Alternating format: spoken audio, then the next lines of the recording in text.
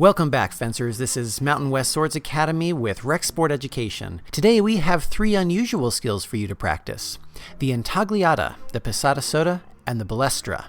Now we've prepared a breakdown for you for these highly skill-oriented maneuvers. I call them unusual because they require a great deal of training to be able to use effectively in a bout. But with a little time and practice, they're a lot of fun as well, and will challenge you to take your fencing to the next level. We'll start with the Anti-Gliadin. This specialized movement incorporates several elements. While traditional definitions of the term suggest a reverse lunge, quarter turn to the inside, and extension of the blade arm, here we take an infighting approach. When an attacker begins their extension, the defender steps forward and parries across to 4 or 7 while making a quarter turn to the inside, displacing his target area while exposing his back. The blade must be angled towards the target area by manipulation of the wrist and elbow, and can be assisted with a glide or glissé down the opponent's blade to land a touch. Hooking the rear foot behind, similar to bowling technique, can help to increase the angle of displacement while also increasing the gap between opponents, preparing the defender in case his opponent decides to make a quick retreat and remise or reprise of his attack. It is also useful in getting out of the way of your opponent in case he decides to continue forward in an aggressive advance to avoid the touch. Such a maneuver can be effective against many opponents, but requires a great deal of practice to be made useful. There are difficulties that must be adjusted for in every situation. When facing an opponent with an opposing blade arm, it may be more difficult to land a valid touch because of the angle of the target. Same arm opponents may be able to counter this maneuver more easily, and so you may find it useful to try this step on the opposite line, crossing over with the rear foot and hooking over with the dominant.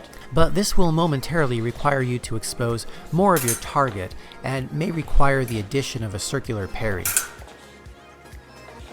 Now we'll have a look at the Passata-sotto, an evasive action which is initiated by dropping a hand to the floor and lowering the body under the opponent's oncoming blade, often accompanied by a straightening of the sword arm to attempt a hit on the opposing combatant. Again, this is a highly specialized maneuver.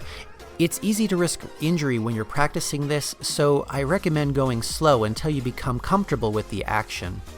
You can also practice this with a reverse lunge position, which would be a good variation to have.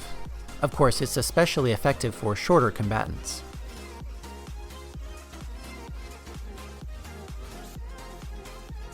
And finally, we have the Balestra. This is a French word meaning a sudden leap forward. It involves a footwork preparation consisting of a jump forwards and is most often, but not always, immediately followed by a lunge. It is faster than an advance forward, which helps change the rhythm and timing of movements. There are several variations. For one, you can start by leaping off of the front foot to engage your attack, or try leaping off the back foot to begin the movement.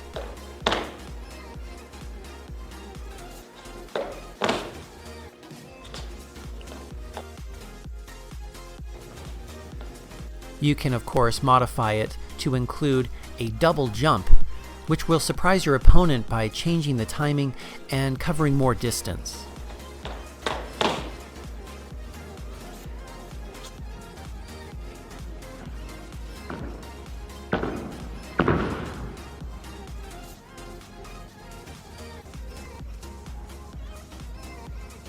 Well, that's it for this video. I really hope you enjoyed this, and if you got something out of it, please like and subscribe. Leave us a comment and tell us what you would like to learn more about, and also we would appreciate your support by giving us a visit on Patreon.